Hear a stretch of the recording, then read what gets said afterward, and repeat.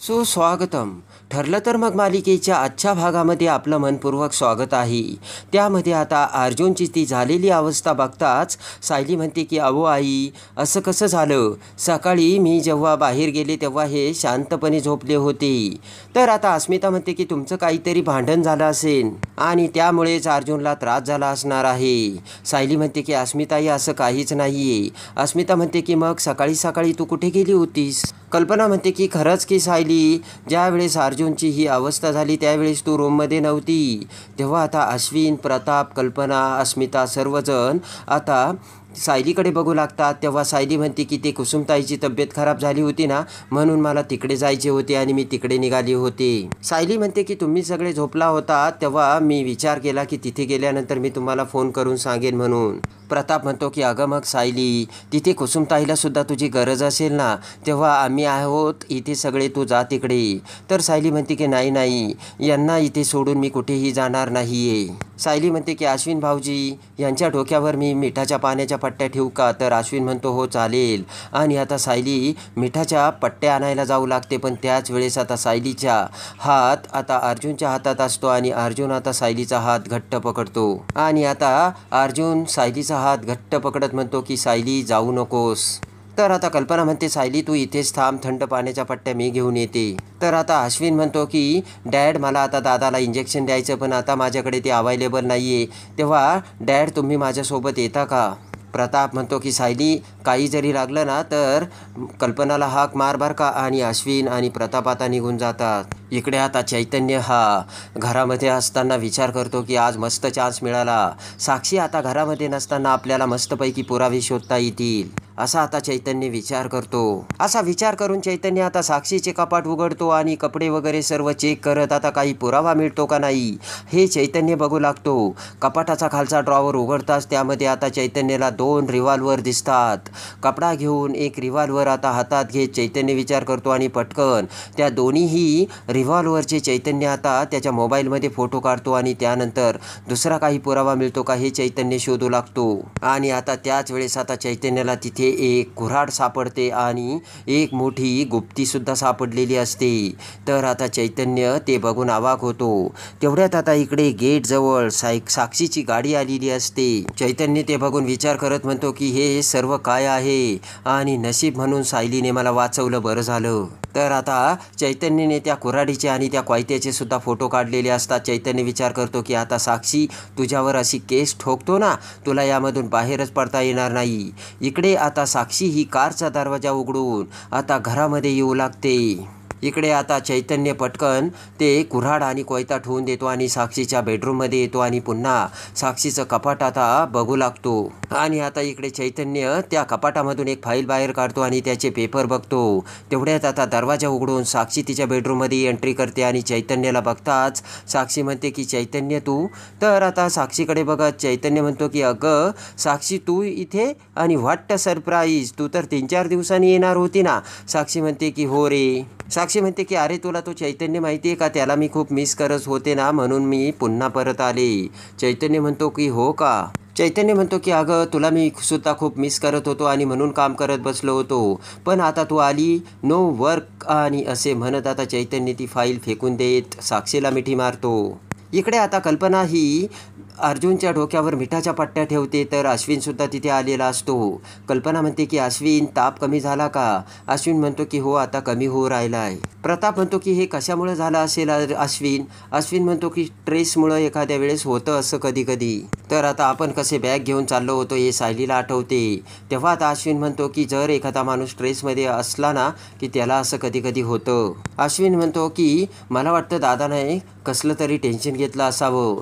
कल्पना म्हणते की अश्विन, पूर्णाई मला म्हणत होत्या की मला अर्जुनला येऊन बघायचं आहे म्हणून. अश्विन म्हणतो आत्ताच मी दादाला इंजेक्शन दिलं आणि त्या इंजेक्शनची ग्लानी असेल आणि या अवस्थेत जर पूर्णाईने दादाला बघितलं तर तिलासुद्धा वाईट वाटेल. अश्विन म्हणतो की आपण सर्वजण खाली जाऊयात आणि कुणीतरी एकच जण इथे थांबूयात. तर सायली म्हणते तुम्ही जा, मी थांबते. तर कल्पना म्हणते ठीक आहे आणि सगळेजण बाहेर जातात. तेव्हा आता सायली ही अर्जुनकडे बघत रडू लागते आणि म्हणते की तुम्ही लवकर बरे व्हा सर. तर आता मी स्वतःला माफ नाही करू शकणार असे आता सायली ही अर्जुनला बोलते. इकडे आता तन्वी ही शवगृहात आलेली असते आणि त्या नर्सच्या वेशातील सुनीता आता तन्वीला म्हणते की मॅडम जे काही करायचं ते लवकर करा, जास्त वेळ नाही आहे आपल्याकडे. तेवढ्यात एक माणूस तिथे येतो तर सुनीता म्हणते की हा आमचा माणूस आहे आणि हा तुम्हाला आतमध्ये घेऊन जाईल. तर त्याच्या तोंडातून दारूचा वास येत असतो. सुनीता म्हणते की तुम्हाला जी काही बॉडी पाहिजे ना ती तुम्ही निवडून घ्या. तेव्हा आता तन्वी म्हणते की निवडून घ्यायला ती काय फांदी आहे का? मी तुला सांगितलं होतं ना की तूच आम्हाला निवडून ती बॉडी दे म्हणून आणि तुला वर्णन देखील केलं होतं. तर आता सुनीता म्हणते की तुम्ही चेक करून बॉडी घेतली तर तुम्हाला लवकर सापडेल आणि मी बाहेर कुणी येतं आहे का ते बघते, तुम्ही जा आतमध्ये. तर तो माणूस म्हणतो की मॅडम चला आतमध्ये, आपल्याकडे वेळ नाही आहे.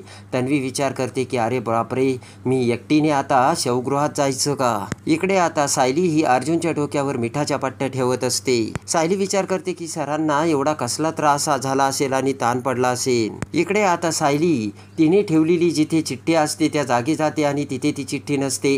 तेव्हा सायली म्हणते की चिठ्ठी कुठे गेली असेल? आईने जर चिठ्ठी बघितली असती तर ते आम्हाला म्हटल्या असत्या. असे म्हणत आता ती चिठ्ठी सायली इकडे तिकडे बघू लागते. पटकन आता सायली कॉट खालून ती चिठ्ठी घेते आणि तिच्या पर्समध्ये ठेवते.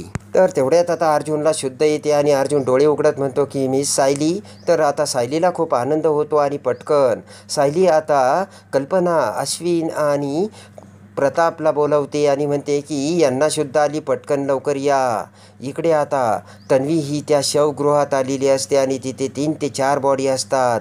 तो माणूस म्हणतो की मॅडम तुम्हाला जी बॉडी पाहिजे ती लवकर बघा. तन्वी आता ती बॉडी शोधू लागते. असे म्हणत आता तो माणूस तन्वीला एक एक बॉडी दाखवू लागतो. तर तन्वीला लगेचच वॉमिटिंग होऊ लागते आणि तन्वी पळतच बाहेर येते. तन्वी म्हणते की आता मी इथे जास्त वेळ राहू शकत नाही आणि तिची पर्स घेऊन तन्वी तिथून पळ काढते. इकडे आता अर्जुनला शुद्ध येताच प्रताप, कल्पना, अश्विन तिघेही जण पुन्हा अर्जुनच्या बेडरूममध्ये येतात. कल्पना म्हणते अर्जुन आता कसं वाटतंय रे? तर अश्विन म्हणतो की आता दादाला घाम येतोय, म्हणजे ताप हळूहळू उतरू लागलाय. कल्पना म्हणते की बरं झालं सायली तुला फोन केला आणि तू लगेच धावत आली. अर्जुन ते बोलणे ऐकतो आणि लगेचच अर्जुन विचार करतो की याचा अर्थ मी सायली घर सोडून चालल्या होत्या, पण मी आजारी पडलो आणि या धावतच पळत आल्या. बस झालं, आता मी यांना जाऊच देणार नाही असे आता अर्जुन विचार करतो. इकडे आता सायली ही बेडरूममध्ये सर्व आवरासावर सुरू करते. तर आता झोपण्यासाठी सायलीने कपडे घेतलेले असतात. तर आता अर्जुन सायलीला मदत करू लागतो. तेव्हा सायली म्हणते की नको नको सर, तुम्ही आराम करा. अर्जुन आता येरझाऱ्या मारू लागतो. तर सायली म्हणते की तुम्ही असे फेऱ्या का मारतात? तुमच्या अंगामध्ये ताकद नाही आहे, तेव्हा तुम्ही आता गोळ्या घ्या आणि झोपा. तर अर्जुन मान हलवतो. तर आता सायली ही पाणी पिऊ लागते. तेवढ्यात अर्जुन विचार करतो आणि पटकन सायलीचा हात धरतो आणि म्हणतो बायको मला तुम्हाला प्रपोज करायचं आहे. तर आता सायली अवाक झालेली असते आणि तोंडात पाणी असताना सायली ही अवाक होऊन अर्जुनकडे बघू लागते. त्यानंतर अर्जुन म्हणतो की म्हणजे मला तुम्हाला एक आयडिया प्रपोज करायची. तर आता सायली म्हणते की कोणती आयडिया? अर्जुन म्हणतो की टेक्निकली आपलं कॉन्ट्रॅक्ट आता संपत आलं आहे, पण आपण जे मिशनसाठी कॉन्ट्रॅक्ट केलं होतं ना ते अजून पूर्ण झालेलं नाही आहे. अर्जुन म्हणतो की पूर्णाईच्या डोक्यातून अजून तन्वी गेलेली नाही आहे आणि मेन म्हणजे अजून मधुभाऊ देखील सुटलेले नाही आहेत. अर्जुन म्हणतो की ते लवकर सुटतील, पण शेवटच्या दिवसांमध्ये जर तुम्ही इथून निघून जाल ना तर सगळा गडबड घोटाळा होईल. त्याचा इफेक्ट आपल्या केसवर देखील पडू शकतो. म्हणूनच मला तुमच्यासमोर एक आयडिया प्रपोज करायची होती. अर्जुन म्हणतो की सगळं पेपरवर्क मी करेन, मला फक्त एवढं म्हणायचं की मधुभाऊ सुटेपर्यंत तुम्ही हे घर सोडून जाऊ नका. तेव्हा आता सायली मनातून खूप खुश झालेली असते. अर्जुन म्हणतो की केस जिंकेपर्यंत मला असं वाटतं की तुम्ही याच घरात राहावं. तर आता सायली म्हणते की किती मी वेडी आणि काय विचार करत होते. तर आता अर्जुन म्हणतो की मिसेस सायली, आपल्या मिशनच्या शेवटच्या दिवसांमध्ये तुम्ही मला साथ द्याल ना? तर आता सायली म्हणते की मी फक्त माझ्याच माणसाचा विचार करत होते आणि मी जाण्यामुळे तुम्हाला त्रास होईल याचा मी विचारच केला नव्हता. सायली म्हणते की मी जर कुसुमताईकडे राहायला गेले तरी याचा परिणाम केसवरती होईल याचा मी विचारच केला नव्हता. तर आता सायली अर्जुनकडे बघू लागते. तर अर्जुन म्हणतो की मग काय विचार केला तुम्ही? तेव्हा सायली म्हणते की आपल्या केसचा निकाल लागेपर्यंत मी याच घरी राहील. तेव्हा आता अर्जुनला देखील खूप आनंद झालेला असतो. अर्जुन म्हणतो की केस जिंकेपर्यंत तुम्ही इथेच राहाल ना? तर सायली म्हणते हो. आणि अर्जुन लगेचच हात पुढे करत म्हणतो ठरलं तर मग. पटकन आता सायली अर्जुनच्या हातात हात देते. तर आता इकडे अर्जुन खुश झालेला असतो. अर्जुन विचार करतो की मी आता सायलीला कुठेच जाऊन देणार नाही आणि कॉन्ट्रॅक्ट संपलं की मी लगेचच सायलीला प्रपोज करील. इकडे सायलीला देखील आता खूप आनंद झालेला असतो. हसतच सायली आता विचार करते की मधुभाऊ लवकर सुटू दे आणि मग मी माझ्या प्रेमाचं यांना सांगून टाकेन. इकडे आता दोघेही खूप खुश झालेले असतात. त्यानंतर आता चैतन्य अर्जुनला फोन करून साक्षी बाहेर गेल्याचे सांगतो आणि आपल्याला त्यामुळे पुरावे शोधता येईल असे आता चैतन्याने अर्जुनला सांगतात. सायली आणि अर्जुन आता चैतन्याच्या घरी येतात. घरी येताच आता चैतन्य म्हणतो की अर्जुन, साक्षी आता बाहेर गेली, ती लगेच येणार नाहीत. आता आपल्याला इथे पुरावे मिळतील. तू तिकडे गेस्ट रूममध्ये बघ आणि मी इकडे बघतो असे म्हणत आता अर्जुन आणि सायली साक्षीच्या विरोधातले पुरावे शोधू लागतात. पण त्याच वेळेस पुन्हा साक्षी ही कारमधून तिथे आलेली असते आणि त्याच वेळेस आता इकडे साक्षी ही आतमध्ये येत असताना चैतन्य, अर्जुन आणि सायली फाईल बघत असताना आता साक्षीने बघितलेले असते आणि साक्षीला तिसरा मोठा धक्का बसलेला असतो. तर आता अर्जुन आणि चैतन्य हे एक असल्याचे आता साक्षीसमोर येणार का? तर आता साक्षीच्या विरोधात चैतन्य आणि अर्जुन पुरावे शोधणार का, हे आता बघण्यासाठी आणि आता साक्षीचा खरा चेहरा अर्जुन आणि चैतन्य कसा समोर आणणार हे बघण्यासाठी बेल नोटिफिकेशनवर क्लिक करून आपल्या चॅनलला लाईक करा, सबस्क्राईब करा.